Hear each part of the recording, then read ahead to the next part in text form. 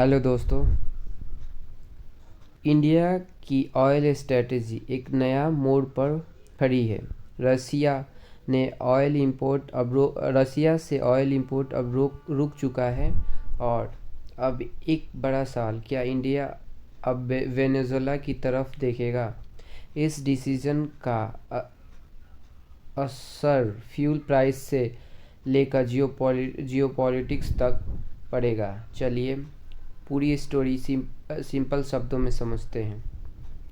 सबसे पहले रशिया से ऑयल आना क्यों रुका, ये जानते हैं। यूएस और ईयू ने रसिया के टॉप ऑयल प्रोड्यूसर्स पर स्ट्रिक्ट सैंक्शन लगा दिया है। इसी वजह से जो इंडियन रिफाइनर्स यूरोप को फ्यूल एक्सपोर्ट करते थे, उनके लिए रशियन क्रूड रिस्की हो गए हैं। इसी प्रेशर के चलते Mangaluru refinery and petrochemical limited ने रशियन ऑयल इंपोर्ट पॉज कर दिया है। अब आते हैं वेनेजुएला एंगल पे। MRPL Mangaluru refinery and petrochemical limited openly कह चुका है कि वो वेनेजुएला क्रूड इवेल्युएट कर रहा है। अगर प्राइस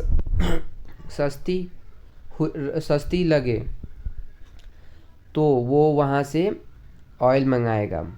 सिर्फ MRPL ही नहीं, बल्कि Reliance industry, Indian oil corporation, Hindustan petroleum corporation, ये सभी वेनेजुएला को पॉसिबल अल्टरनेटिव की तरह देख रहे हैं।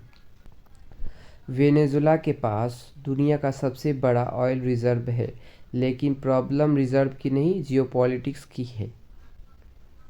MRPL कर्नाटका में लोकेटेड है और लगभग 5 lakh barrel per day oil refine करता है। इसका लगभग 40% फ्यूल एक्सपोर्ट होता है, मोस्टली यूरोप में जाता है।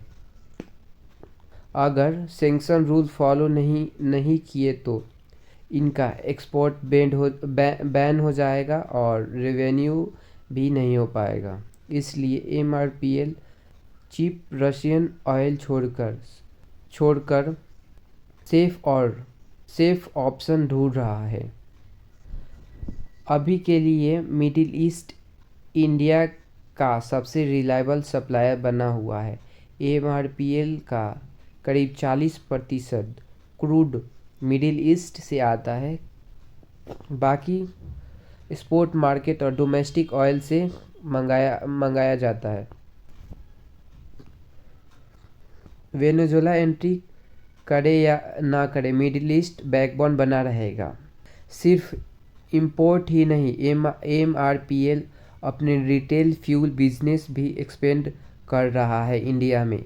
अभी MRPL का 200 पेट्रोल पंप और फ्यूचर में और 3 साल में लगभग 500 पेट्रोल पंप होंगे और इनका लक्ष्य है 5 साल में 1000 आउटलेट अक्रॉस इंडिया में करने का।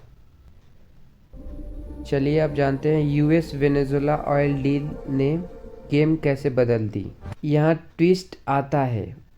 Farmer US president Donald Trump ने रिवील किया है कि वेनेजुएला ने 50 मिलियन बैरल ऑयल US को ऑफर किया है और US ने एक्सेप्ट भी कर लिया है। वेनेजुएलन ऑयल इंडिया को भी बेचा जा सकता है। यही वजह है कि इंडिया के लिए वेनेजुएला अब एक रियलिस्टिक ऑप्शन लग रहा है। तो आंसर सिंपल है, हाँ पॉसिबिलिटी है, लेकिन गारंटी नहीं है कि वेनेजुएलन ऑयल लिया जा सकता है, क्योंकि पहले चेक होगा कि इसकी प्राइस कॉम्पिटिटिव मार्केट से मिल रहा है कि नहीं और सैंक्शन का रिस्क भी ना हो। तो वेनेजुएला इंडिया के ऑयल लिया जा सकता है।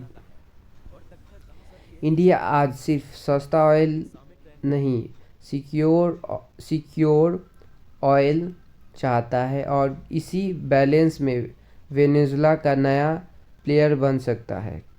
इस टॉपिक पर आप क्या सोचते हो? क्या इंडिया को वेनेजुला से ऑयल लेनी चाहिए? कमेंट करो, लाइक शेयर एंड सब्सक्राइब करो। तब तक के लिए जय हिंद।